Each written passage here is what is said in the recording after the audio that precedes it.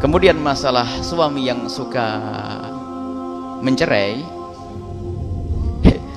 jadi bodoh ya,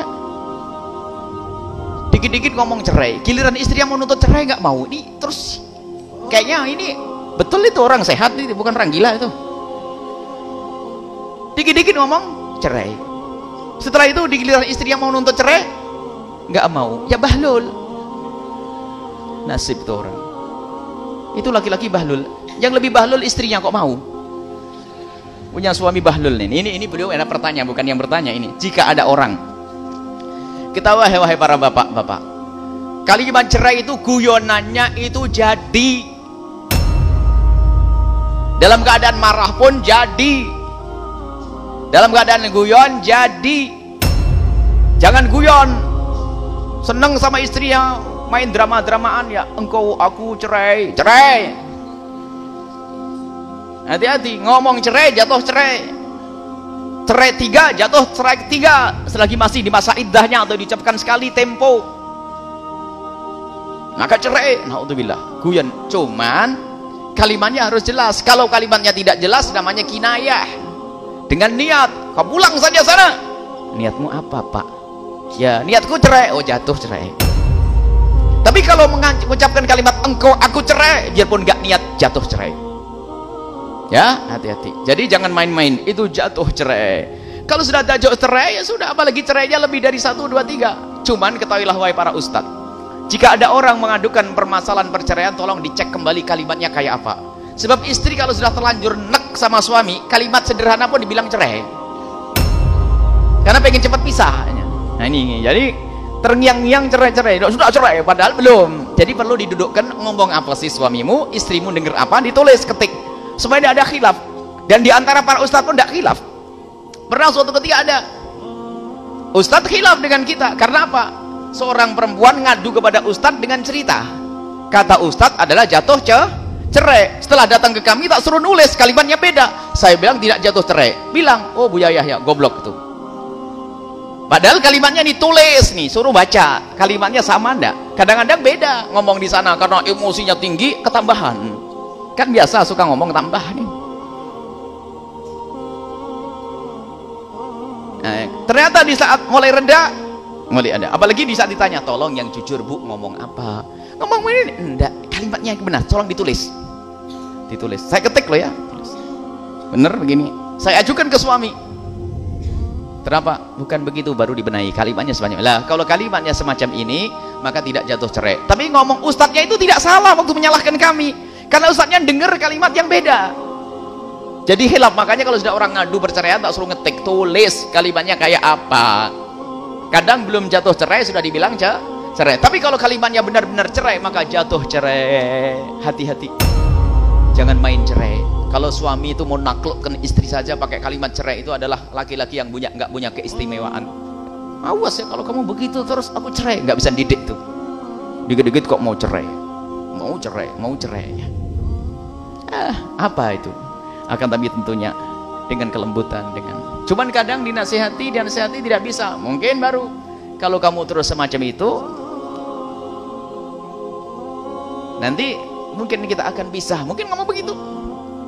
Jangan langsung buru-buru kalimat cerai. Jadi cerai adalah jalan terakhir. Dan cerai kadang menjadi wajib bagi sebuah hubungan. Wajib artinya apa? Kalau diteruskan bisa menjadi bahaya karena terjadi permusuhan, pertentangan dan seterusnya, atau apa-apa yang menjadikan mereka semakin banyak maksiat, maka kadang cerai sebagai solusi. Jadi cerai itu kalau dalam bahasa dunia kesehatan itu operasi. Ibu mau dioperasi, Pak? Ya nggak mau, ngapain?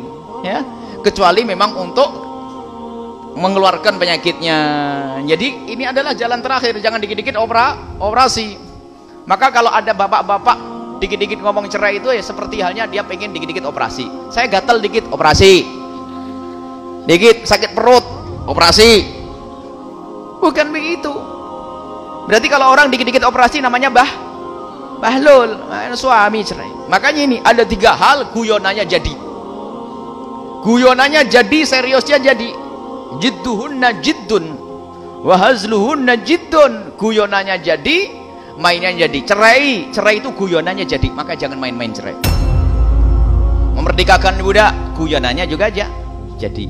Menikahkan orang, guyonan juga jadi. Nikahkan, guyonan jadi. Memerdekakan tuh, ini zaman dulu ada budak, kalau sekarang nggak ada budak.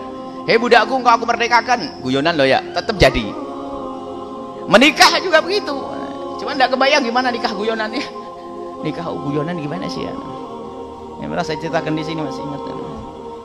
Ada ustadz menerangkan kepada muridnya, nah murid-muridku bahwasanya kalau orang nikahkan itu guyonan maka nikahnya itu jadi. Muridnya itu setengah bahlul atau pura-pura bahlul. Gimana sih ustadz kok ada nikahkan guyonan? Ya pokoknya kalau nikahkan guyonan jadi. Saya nggak paham.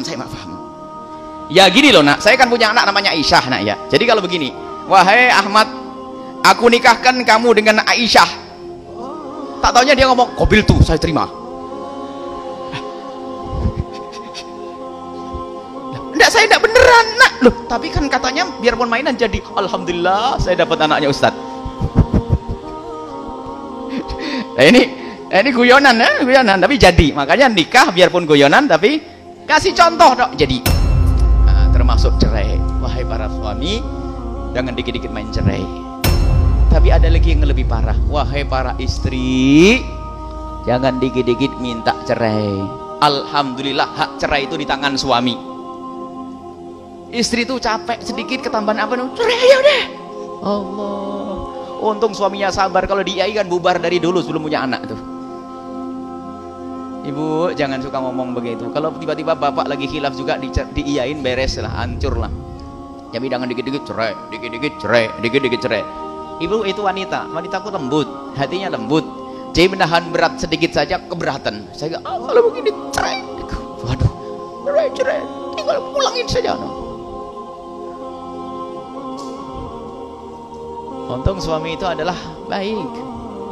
Nah, kalau suaminya langsung, pulang saja sana, cerai, bubar lah.